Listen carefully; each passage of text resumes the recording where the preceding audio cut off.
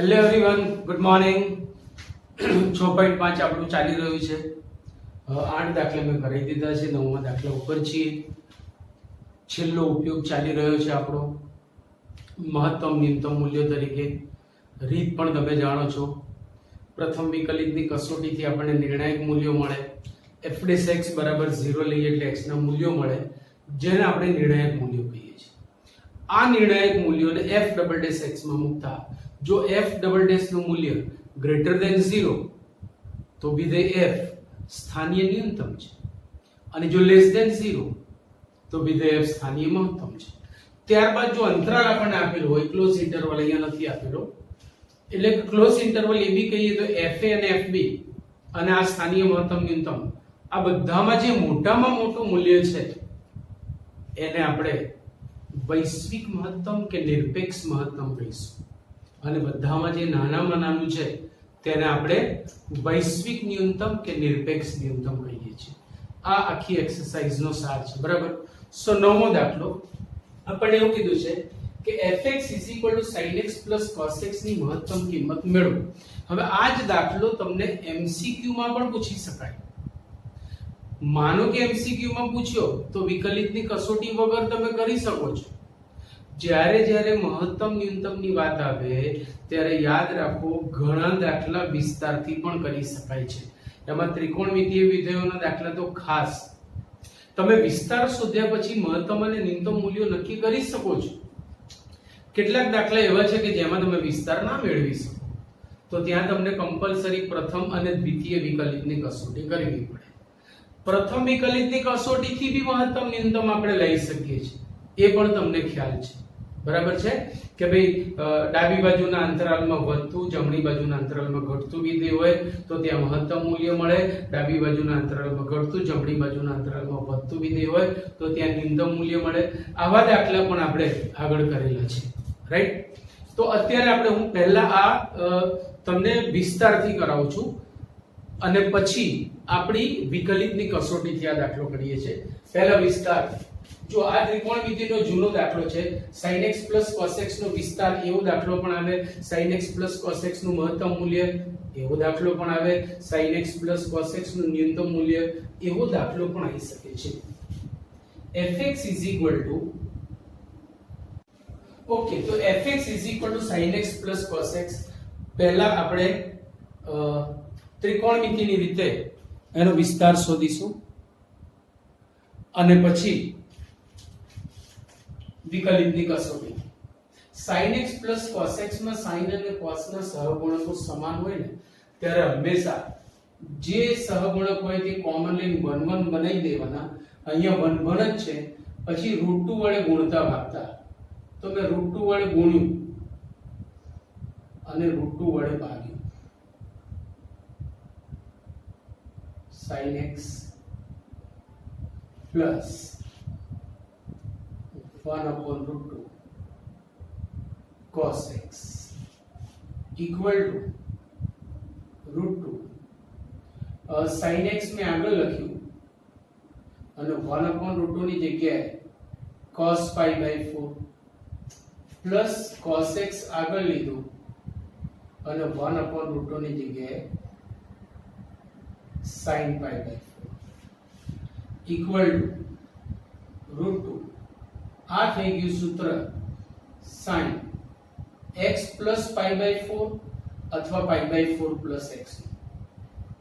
x plus pi/4 equal to √2 sin x plus pi/4. હવે sin વિધેયનો વિસ્તાર તમે જાણો છો, આપણે જાણીએ છીએ કે -1 less than or equal to sin x plus pi/4. વિસ્તાર ખૂણા ઉપર આધાર રાખતો નથી, ખૂણો ગમે તે હોય એનો વિસ્તાર આ જ મળે. √2 વડે ગુણતા -√2 less than or equal to √2 sin x plus pi/4 less than or equal to √2. આનું બીજું નામ છે fx, so that implies -√2 less than or equal to fx less than or equal to √2. That implies fx belongs to closed interval minus √2 થી √2. આમ fx નું મૂલ્ય તમને close interval minus √2 થી √2 માં જ મળવાનું. મતલબ એવો થયો કે fx નું ન્યૂનતમ મૂલ્ય માઈનસ √2 અને મહત્તમ મૂલ્ય પ્લસ √2 છે. દાખલામાં આપણને અહીંયા ખાલી મહત્તમ મૂલ્ય જ માંગ્યું છે, તો અહીંયા મહત્તમ લખીશું. માટે f નું મહત્તમ મૂલ્ય √2 છે. હવે અમે ત્રિકોણમિતિથી કર્યું. હજી બી એક સૂત્ર છે, fx = a cos x + b sin x નો વિસ્તાર √a² + b² minus √a² + b² plus √a² + b². એ પણ તમે જાણો છો. એ બીજી રીત છે. હવે વિકલિતની કસોટીથી આપણે લઈએ કે ભાઈ પહેલા વિકલન કરીશું. વિકલન કર્યા પછી પ્રથમ વિકલન બરાબર 0 લેતા આપણને x ના મૂલ્યો મળશે, જેને આપણે નિર્ણાયક મૂલ્યો કહીએ છીએ. આ નિર્ણાયક મૂલ્યોના આધારે f ડબલ ડેશ પરથી આપણે શોધીશું તેનું મહત્તમ મૂલ્ય. બરાબર? ચલો બીજી રીત, fx =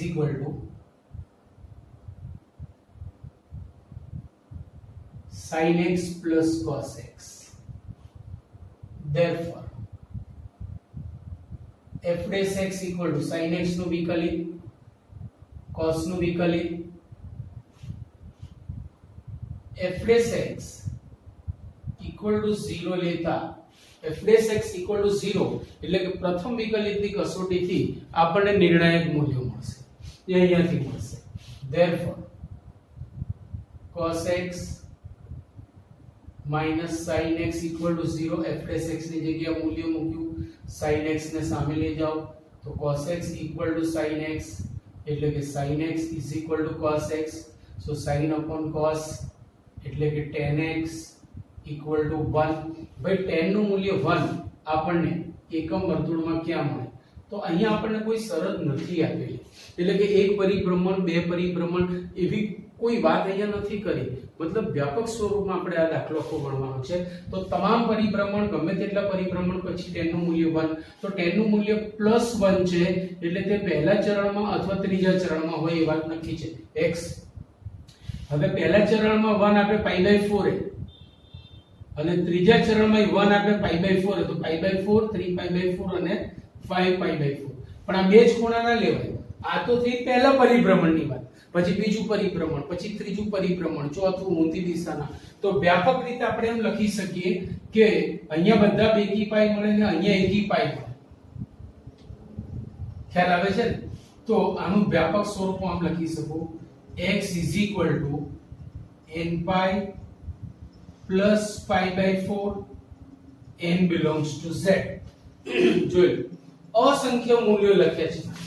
જો n = 0 લેશો તો π/4, n = 1 લેશો તો 5π/4, n = 2 લેશો તો 4 * 8 = 9 π/4. બધા જ π/4 ગમે તેટલા પરિભ્રમણ પછી ગમે તે દિશામાં મળતા થઈ જશે. તો આમ જોવા જઈએ તો x નું એક મૂલ્ય મળ્યું, પણ આમ જોવા જઈએ તો ઇન્ફિનિટ એટલે મેની એટલે અસંખ્ય મૂલ્યો મળ્યા. હવે આ નિર્ણાયક મૂલ્ય આપણે ક્યાં મૂકીશું? f ડબલ ડેશ માં, રાઈટ? હવે એના માટે f dash x બનાવો. f dash x છે આપણી પાસે cos x minus sin x. દ્વિતીય વિકલિતની કસોટીથી નક્કી થશે કે મહત્તમ મૂલ્ય ક્યાં મળે છે, ન્યૂનતમ મૂલ્ય ક્યાં મળે છે. મૂલ્ય આપશે તો વિધેય પોતે જ, વિધેય મહત્તમ ન્યૂનતમ આપશે, ડબલ ડેશ ને. બરાબર? ચલો ફરીથી વિકલન કરીએ. f double dash x cos નું વિકલિત minus sin x, sin નું વિકલિત cos x, મેં માઈનસ કોમન લીધી તો sin x plus cos x equal to, હવે તમે જો આ x ની કિંમત હું અહીંયા મૂકું છું, f ડબલ ડેશ અહીંયાથી પાછા બે પાર્ટ બનશે. આ π/4 હોઈ શકે અથવા આ π/4, એટલે હું આને વ્યાપક રીતે આમ લખી શકું therefore x is equal to 2n pi plus pi by 4 અહીંયા બે એકી પાઈ છે ને અહીંયા એકી પાઈ છે અથવા x is equal to 2n plus 1 pi plus pi by 4 હવે આપણને બે ભાગ મળ્યા એમાં તમે જુઓ કે sin x plus sin ને cos પહેલા ચરણમાં ધન છે જ્યારે ત્રીજા ચરણમાં બંને ઋણ છે તો હવે શું થશે અહીંયા કે જો ત્રીજા ચરણમાં pi by 4 આપીશ તો આનું મૂલ્ય ઋણ એને પાછું માઈનસ વડે ગુણશો એટલે ધન થઈ જશે ધન થશે f ડબલ ડેશ ધન થશે તો ન્યૂનતમ મૂલ્ય મળશે આપણને મહત્તમમાં રસ છે એટલે આપણે પહેલા ચરણના pi by 4 એટલે 2n pi plus pi by 4 મૂકીશું અહીંયા તો 2n pi plus pi by 4 એટલે બધા જ પહેલા ચરણના pi by 4 થયા sin 2n pi plus pi by 4 plus cos 2n pi plus pi by 4 equal to minus 1 upon root 2 plus 1 upon root 2 f double dash ઋણ છે આથી એનું મૂલ્ય કેટલું છે એમાં આપણને રસ નથી એનું મૂલ્ય કેવું છે એમાં આપણને રસ છે therefore x is equal to 2n pi plus pi by 4 n belongs to z માટે f સ્થાનીય મહત્તમ થશે હવે અહીંયાથી તો નક્કી થયું કે ક્યાં આગળ આપણને સ્થાનીય મહત્તમ કે ન્યૂનતમ મૂલ્ય મળશે હવે મહત્તમ મૂલ્ય આપશે કોણ તો જો તથા તે મૂલ્ય વિધેય પોતે આપશે f x ની જગ્યાએ 2n pi plus pi by 4 is sin 2n pi plus pi by 4 plus cos 2n pi plus pi by 4 પહેલા ચરણનો pi by 4 છે એટલે 1 upon root 2 આ પણ પહેલા ચરણનો pi by 4 છે એટલે root 2 જે માંગેલ મહત્તમ મૂલ્ય છે તો આપણે એટલે જો તમને પરીક્ષામાં દાખલો પૂછ્યો હોય તો કરવું કઈ રીતે તો આપણે વિકલિતની કસોટીથી જ કરવાનું આ એટલા માટે બતાવ્યો કે MCQ માં પૂછાય તો આખો દાખલો ન કરવો હોય તો અહીંયા શોર્ટમાં અહીંથી જ વિસ્તાર ખબર પડી જાય અને વિસ્તારનું મહત્તમ કે આ બધું લખવાની જરૂર ન હોય આપણને ખબર જ હોય કે ભાઈ આનું મૂલ્ય -1 થી 1 તો આને √2 વડે ગુણીશું એટલે -√2 થી √2 એટલે અહીંથી જ આપણે આસાનીથી નક્કી કરી શકીએ કે મહત્તમ મૂલ્ય +√2 છે અને ન્યૂનતમ મૂલ્ય -√2 છે બાદ ભેજે में जा रही है બાકી વિકલિતની કસોટીથી જ દાખલો કરવાનો બરાબર સો લખી લો આટલું હવે જો સંવૃત અંતરાલ વાળો પહેલો દાખલો આવ્યો એમાંય પાછા બે કેસ પૂછ્યા છે કે આ વિધેયને સ્થાનીય અને નિરપેક્ષ એટલે કે વૈશ્વિક મહત્તમ અને ન્યૂનતમ મૂલ્યો શોધો એમાં એક વખત આપ્યું છે કે જો નિર્ણાયક મૂલ્યો ક્લોઝ ઇન્ટરવલ 1 3 માં હોય ત્યારે અથવા બીજી વખત આપ્યું છે કે નિર્ણાયક મૂલ્યો ક્લોઝ ઇન્ટરવલ -3 -1 માં હોય તમને બેમાંથી એક જ વસ્તુ આપેલી હશે અહીંયા બે દાખલા અને તમારે સમજી લેવાના આ બે દાખલા આપણને અહીંયા આપેલા છે બરાબર ચલો રીત એની એ છે પ્રથમ વિકલિતની કસોટીથી નિર્ણાયક મૂલ્ય મળશે અને દ્વિતીય વિકલિતની કસોટીથી આપણને મળશે યસ ચલો f' equal 6x² minus 24 આનું થઈ ગયું બરાબર 6 कॉमन x² minus 4 इसके दो अवयव पड़ेंगे 6 into x minus 2 into x plus 2 હવે પ્રથમ વિકલિતની કસોટીથી નિર્ણાયક મૂલ્યો એના માટે f' બરાબર 0 લેતા f' equal to 0 લેતા આના બરાબર 0 so 6 into x minus 2 into x plus 2 is equal to 0 so x minus 2 equal to 0 or x plus 2 is equal to 0, therefore x is equal to 2 or x is equal to minus 2. જો x belongs to પહેલા આ અંતરાલ લઈએ છે 1 3, તો x equal to minus 2 શક્ય નથી. એટલે ખાલી એક જ કિંમત માટે આપણે ચર્ચા કરવાની થશે. x equal to 2 એક જ નિર્ણાયક મૂલ્ય મળ્યું. એને ક્યાં મૂકીશું? f ડબલ ડેશ માં. એના માટે પહેલા f ડેશ x ને બોલાવો. ચલો f dash x equal to 6x square minus 24. So f double dash x is 12x minus 0. હવે નિર્ણાયક મૂલ્ય મૂકો અંતરાલનું.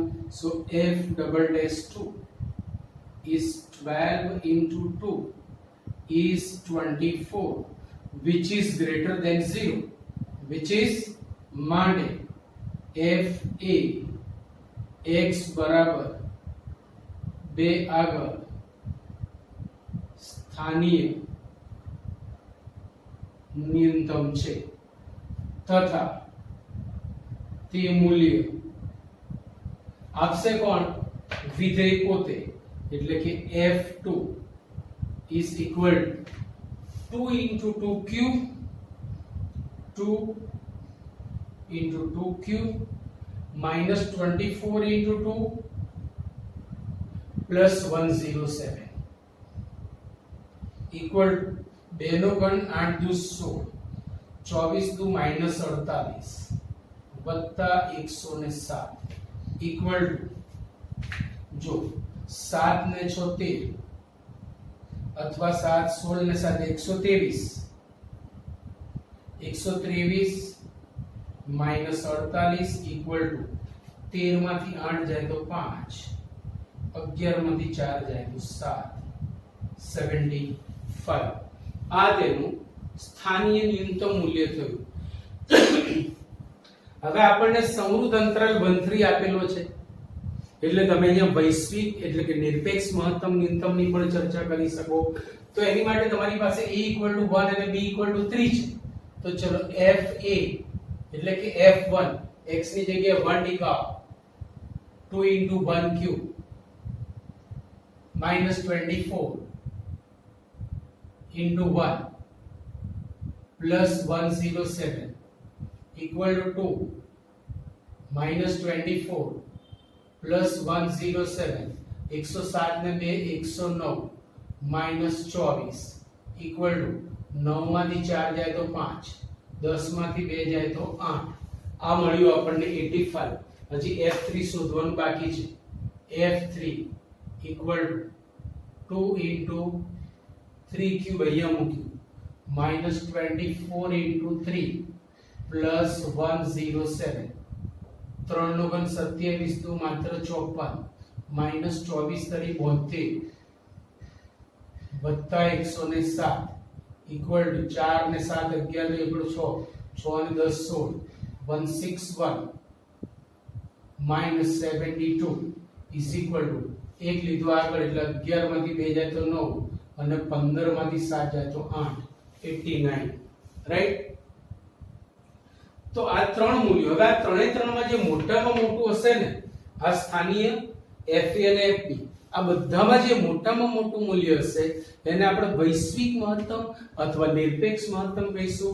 તો જો આ વૈશ્વિક મહત્તમ થશે અને આ વૈશ્વિક ન્યૂનતમ થશે. આમ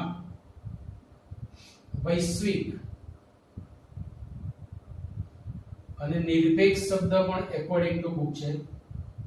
નિરપેક્ષ મહત્તમ મૂલ્ય is 89 અને વૈશ્વિક એટલે કે નિરપેક્ષ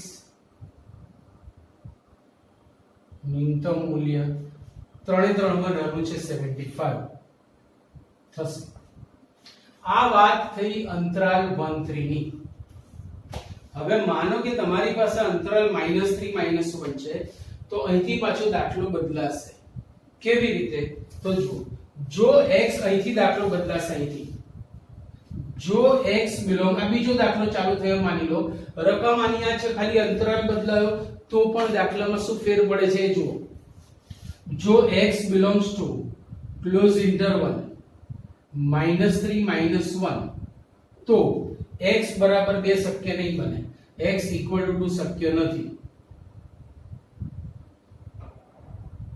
આખી વાત બેજામાં ઉતરી હવે આપણે -2 થી ગણતરી કરવાની છે તો ચલો હવે f ડબલ ડેશ માં આપણે -2 મૂકીશું સો હવે f double dash -2 equal to 12 into -2 12 into -2 is -24 which is less than 0 માટે વિધેય f એ x બરાબર -2 આગળ સ્થાનીય મહત્તમ છે માટે f એ x બરાબર 2 આગળ સ્થાનીય મહત્તમ છે તથા તે મૂલ્ય ભાઈ ડબલ ડેશ ની પાસે આટલી જ સત્તા છે એ માત્ર નક્કી જ કરી શકે એ મૂલ્ય નો આપી શકે બરાબર વાત ભેજામાં મૂકી રાખજો ભાઈ આ જ વસ્તુ તમને આગળના લેક્ચરોમાં મેં ઘણી વખત કીધી છે રાઈટ સો હવે મૂલ્ય આપશે વિધેય પોતે ચલો આવો ભાઈ આવો f -2 આયા 7 ચૂકી 2 into -2 cube -24 into -2 plus 107 equal to 2 into -8 minus minus plus 24 दो 48 वत्ता 107 8 दो -16 वत्ता 48 वत्ता 107 16 तरी 48 16 दो 32 આમાંથી 8 માંથી 6 જાય તો એટલે 32 plus 107 is equal to 7 ને 2 9 10 ને 3 13 139 હજી આ અંતરાલ માટે fa અને fb લાવવાના તો fa અને fb બોલો તમે લાવી શકો કે નહીં f -3 અને f -1 હવે આ ત્રણે ત્રણ આ મૂલ્ય આ આવશે ને આ આવશે ત્રણે ત્રણમાં જે મોટામાં મોટું હશે ધેટ ઇઝ કોલ્ડ વૈશ્વિક મહત્તમ અથવા નિરપેક્ષ મહત્તમ અને ત્રણે ત્રણમાં જે નાનામાંનું હશે એ થશે વૈશ્વિક ન્યૂનતમ અથવા નિરપેક્ષ ન્યૂનતમ તો એટલું કામ હું તમને કરવા આપું છું એક સાથે મેં તમને બે દાખલા ચલાવ્યા છે એના પછી 11મો દાખલો બી આવો જ છે કે it is given that fx x equal to 1 the function x raised to 4 attains maximum value on the interval 0 to 2 find the value of a અચ્છા મહત્તમ છે તો a શોધો મહત્તમ છે તો a શોધો એટલે હું દાખલો કરાવું છું બરાબર આટલું લખી લો એટલે આગળ જઈએ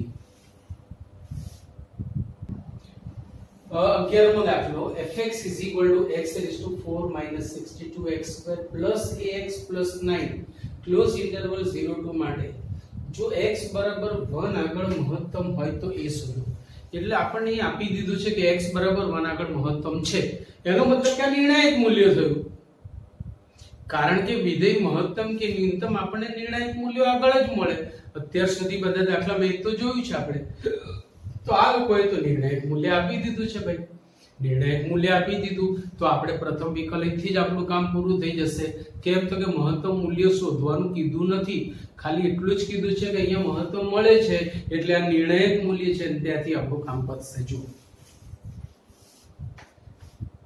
f એ x બરાબર 1 આગળ મહત્તમ છે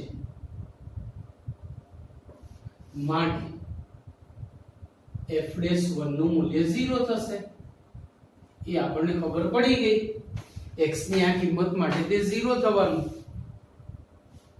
ધારો કે આપણે લઈએ f'(x) બરાબર 0 તો x ના મૂલ્યો મળતા હતા અહીં મૂલ્ય આપેલું છે ઊંધી દિશામાં જવાનું છે એટલે f'1 0 બરાબર સો હવે f'(x) લઈએ એના માટે વિધેયને બોલાવો fx is equal to x ની 4 minus 62x square plus ax plus 9 therefore f'(x)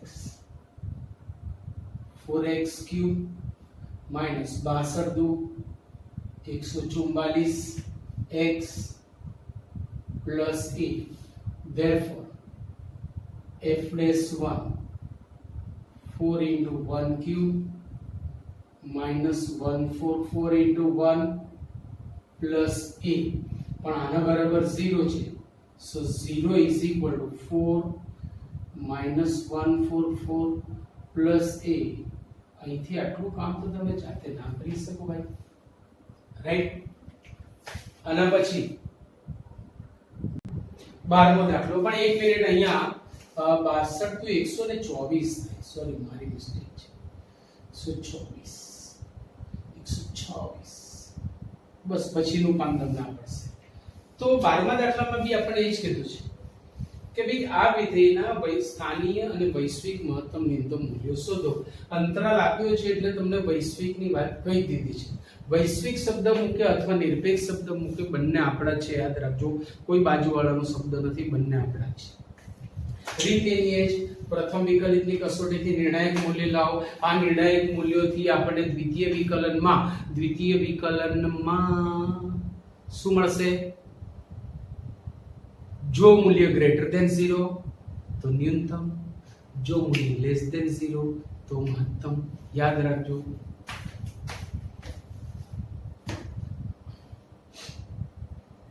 f dash x equal 1 plus sin 2x નું cos 2x અને 2x નું 2 equal 1 plus 2 cos 2x. પ્રથમ વિકલિત શૂન્ય લેતા એટલે કે f dash x equal to 0 લેતા 1 plus 2 cos 2x equal to 0.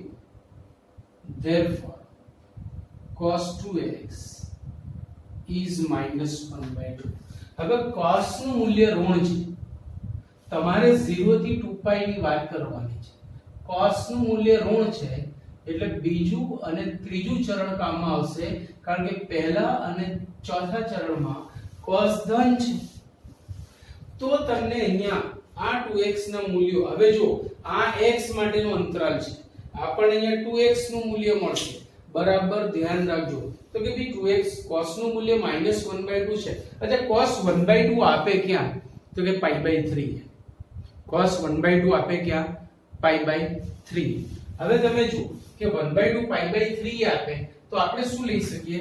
અથવા તમે અહીંયા આવી રીતે લખી શકો કે therefore 2x equal to આ અંતરાલના બધા જ π/3 આપણે x તરીકે લેવાના છે. તો કેટલા મળશે? બરાબર ધ્યાન રાખજો.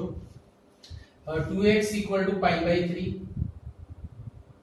or 2x equal to બીજા ચરણનો લઈએ તો 2π/3 or 2x is equal to અહીંયા આવીએ તો 4π/3 or 2x is equal to 5π/3. પણ સર તમે તો એક બાજુ કહો છો કે ખાલી બીજું ને ત્રીજું ચરણ લેવાના, તો ભાઈ x 0 થી 2π માં હોવો જોઈએ. આપણી પાસે તો 2x ના મૂલ્યો છે, 2x તો આગળ જઈ શકે છે, આપણે x માં લાયા પછી નક્કી કરીશું. જો 2x π/3 હોય તો x બરાબર કેટલા થશે? π/6. x π/6 આ સ્વીકાર્ય છે. 2x 2π/3 और 4π/3. 5π/3 भी नहीं લઈએ આપણે.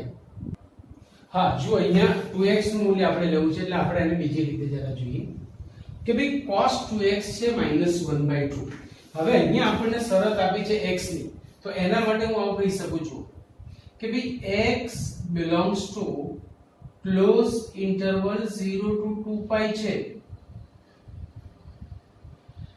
માટે 2x belongs to આને બે વડે ગુણો તો 0 to 4π, એટલે બે પરિભ્રમણની વાત છે. 0 to 4π એટલે 0, π/2 π, 3π/2 2π, પછી પાછું ફરીને એટલે 4π, મતલબ બે પરિભ્રમણના ખૂણા લેવાના છે. તો આ 2x ના મૂલ્યો ઋણ હોય અને બે પરિભ્રમણના ખૂણા હોય એ આપણે પસંદ કરવાના છે, બરાબર યાદ રાખજો. એટલે આપણે બીજા અને ત્રીજા ચરણના ખૂણા લેવાના છે. તો જો ફરીથી અહીંયા બનાવું છું, જોતા રહેજો. cos નું મૂલ્ય 1/2 મળે આપણને π/3. જો પહેલા ચરણનો π/3 એટલે π/3, પછી 2π/3, પછી 4π/3 ઉડે તે ગમે નહીંનો નિયમ, પછી 5π/3. આ થઈ વાત પહેલા પરિભ્રમણની. હજી પ્રક્રિયા ચાલુ છે, આપણે 0 થી 4π માં જવાનું છે. 5 પછી આવશે 7π/3, પછી આવશે 8π/3, પછી આવશે 10π/3 અને પછી આવશે 11π/3. તો એમાં આપણે ખાલી આ જ લેવાના છે, કારણ કે cos નું મૂલ્ય ઋણ છે. તો 2x તરીકે 2π/3 હોઈ શકે, 4π/3 હોઈ શકે, 8π/3, 10π/3 હોઈ શકે. બરાબર યાદ રાખજો, ગરબડીયો દાખલો છે. therefore 2x is equal to either 2π/3 or 4π/3. 2x is equal to 4π/3 or 8π/3. 2x is equal to 8π/3 or 2x is equal to 10π/3. 10π/3. therefore x ના મૂલ્યો શું મળશે? તો x is equal to 2 વડે ભાગો π/3. હવે x 0 થી 2π માં હશે, તમારે જોવું હોય તો જોઈ લો. એના પછી અહીંયા or x is equal to 2 વડે ભાગો 2π/3. 2π/3 બીજા ચરણમાં જ આવશે. or x is equal to 2 વડે ભાગો 4π/3, એ પણ 0 થી 2π માં છે. or x is equal to 5π/3. 5π/3 પણ પહેલા પરિભ્રમણનો જ છે, એટલે આ ચારે ચાર મૂલ્યો 0 થી 2π માં છે. આ 2x ના મૂલ્યો હતા, આ x ના મૂલ્યો છે, એટલે ચારે ચાર કિંમતોની ચર્ચા કરવાની છે. એટલે આ આપણને ચાર જે નિર્ણાયક મૂલ્યો છે, જે નિર્ણાયક મૂલ્યો છે. હવે આ નિર્ણાયક મૂલ્યોને તમારે મૂકવાના છે ક્યાં? તો કે એના માટે f'(x) ને બોલાવો. હવે f'(x) is equal to આપણી પાસે છે 1 + 2 cos x, 1 + 2 cos x.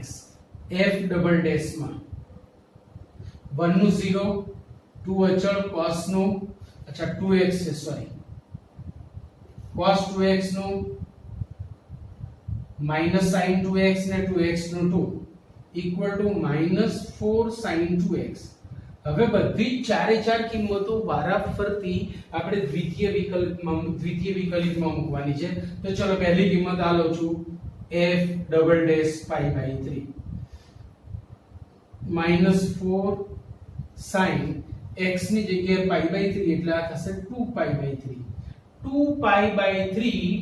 2π/3 એટલે બીજા ચરણનો ખૂણો છે, બીજા ચરણમાં sin ધન આપશે, એટલે -4 √3/2 જે ઋણ થશે.